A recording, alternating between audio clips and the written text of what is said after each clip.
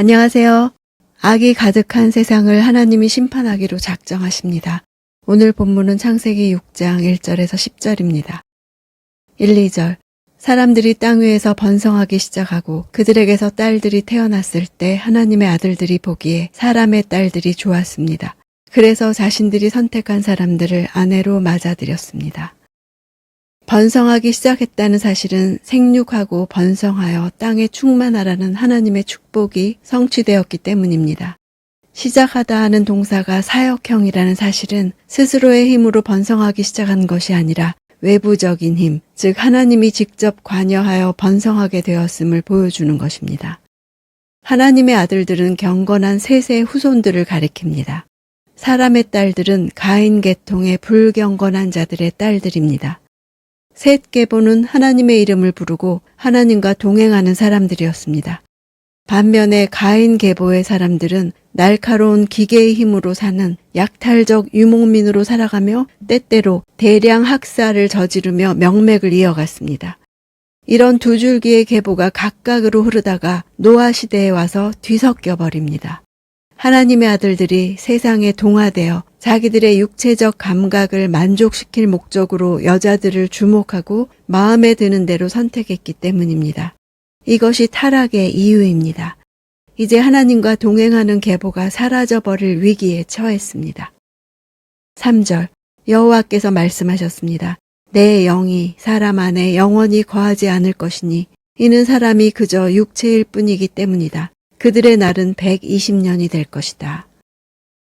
육체에 해당하는 히브리어는 죄의 영향을 받아 더럽게 되었고 범죄할 가능성을 항상 지니며 살고 있는 인간을 가리킵니다.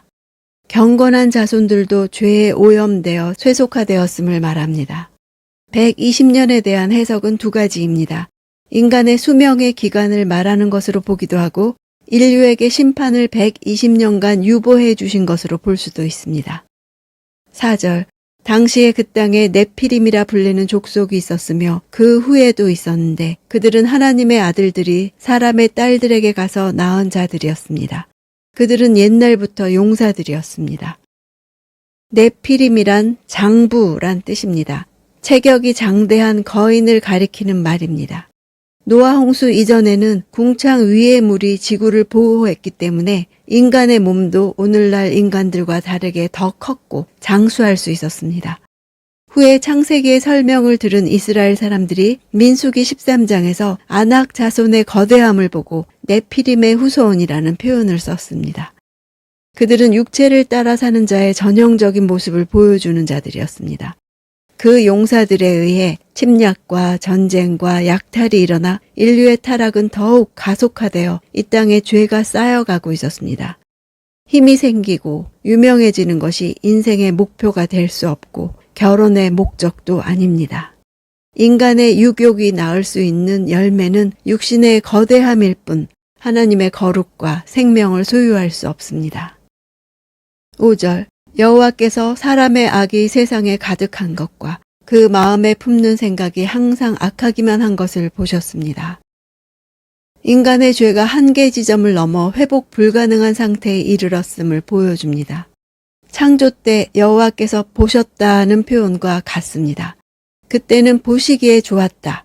그러나 여기서는 하나님은 악이 세상에 가득한 것을 보셨다.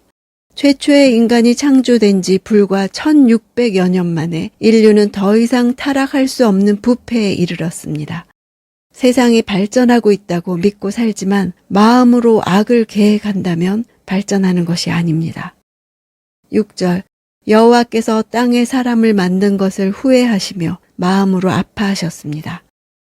성경은 하나님이 사람이 아니시므로 마음을 바꾸시는 일이 없다고 말합니다. 후회하셨다 하는 표현은 인간의 타락에 대한 신적인 고통을 우리가 이해할 수 있는 인간적인 감정으로 표현한 것입니다. 원래 후회, 한탄이란 단어는 손해난 것을 메꾸기 위해 골몰하는 것을 뜻합니다. 이 세상을 회복하기 위한 하나님의 마음을 표현한 것입니다. 7절. 여호와께서 말씀하셨습니다. 내가 창조한 사람을 땅 위에서 쓸어버릴 것이다. 사람으로부터 짐승과 기는 것들과 공중의 새들까지 다 그렇게 하겠다.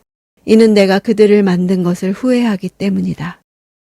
쓸어버린다 하는 단어는 도시를 철저히 파괴하거나 사람의 이름이나 기억을 말끔히 없애버릴 경우에 사용되는 말입니다. 이 세상의 흔적을 완전히 없애겠다는 하나님의 심판 선언입니다. 8, 9절. 그러나 노아만은 여호와께 은혜를 입었습니다. 노아의 이야기는 이렇습니다. 노아는 의로운 사람으로 당대의 완전한 사람이었으며 하나님과 동행하는 사람이었습니다. 새로운 인류의 조상이 될 노아를 소개하며 의로운 사람이란 표현이 성경에서 처음으로 사용되고 있습니다. 의로운 사람이란 죄가 없다는 절대적 개념이 아니라 당대의란 표현을 통해서도 알 수 있듯이 당시 악이 가득한 세상에서 상대적으로 하나님과 바른 관계를 맺으며 사는 모습을 말하는 것입니다. 완전한이란 흠없는 예물을 드릴 때 사용되는 단어입니다.